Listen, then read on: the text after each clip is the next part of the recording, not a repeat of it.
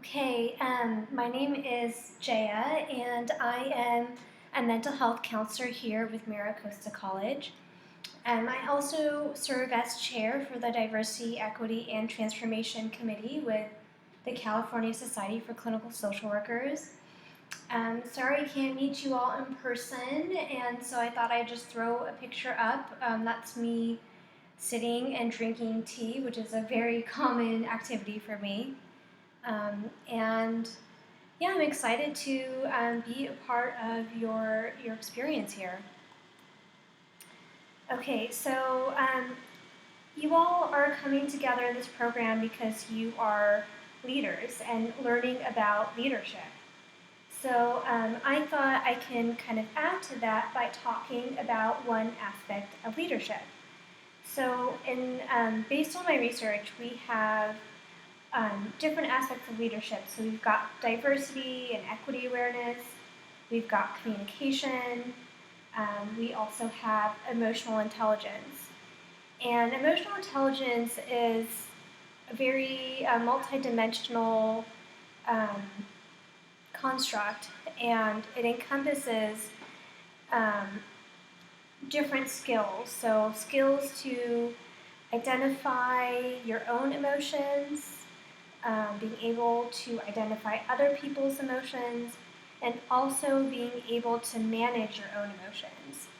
So, if we take that definition of emotional intelligence, I'm going to focus in on just that piece of how to manage our own emotions, and that being a part of one of the skills you will have as a leader. Okay, so I'm going to be talking about emotion regulation, and we are going to do this and I'm going to break this down into 4 different videos. So the first video, we're really just going to talk about what is emotion regulation, what do I mean when I say managing your own emotions. The other piece is going to be about emotion regulation strategies, mostly extrinsic ones. And third video is about intrinsic emotion regulation strategies, just strategies that are within yourself. And the fourth one is going to be talking about context and going through a flowchart. So really wanting to give you the background, the fundamentals, but also make this very relatable, very applicable for you. And so I am drawing from different fields here. I'm drawing from the affective sciences, pulling in a lot of research from there, some biological science as well, and my own clinical training. Um, and we all are coming in with our lived experience. You are coming in with your lived experience. And so some of this, you're going to hear strategies where you're like, oh yeah, I do that all the time. I totally understand what that means. And what I'm doing is I'm giving you language to your experience. And so if you're coming across something that you feel like, oh yeah, I've done or I'm familiar with, um, I'm just going to ask for you to take a step back and maybe think about how can I go deeper with this information, so that you maybe now think about it, what does this mean to me as being a leader? Um, and so my interpretation of what it means to be a leader in terms of emotion regulation is that I really need to be smart about how I take care of myself, and by that I need to know what ways are effective for taking care of me. And that comes, yes, with trial and error, but also with some real, real sitting down and thinking through what's going to work for me. Because oftentimes when we're in a situation, we may not know or may not be able to think clearly what will work for us. So this is kind of an opportunity for that. And just thinking about leaders, we are here for our community, And that's a very important, especially right now, very important function.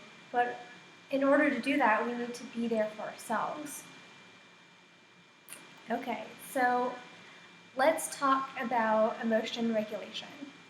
So emotion regulation is a process that enables us to adjust the intensity, timing, and the way we experience emotions and express them. This is a definition from one of the probably most notable researchers in the affective sciences. And so notice there's different components to emotion regulation. We're really talking about how do we deal with an emotion and the impact of the emotion, and we might do this in various different ways by addressing the intensity, the timing, maybe what's going on, maybe how we express the emotions. And so a lot of times we're doing this, consciously, automatically. Maybe it's easy, maybe it's really effortful.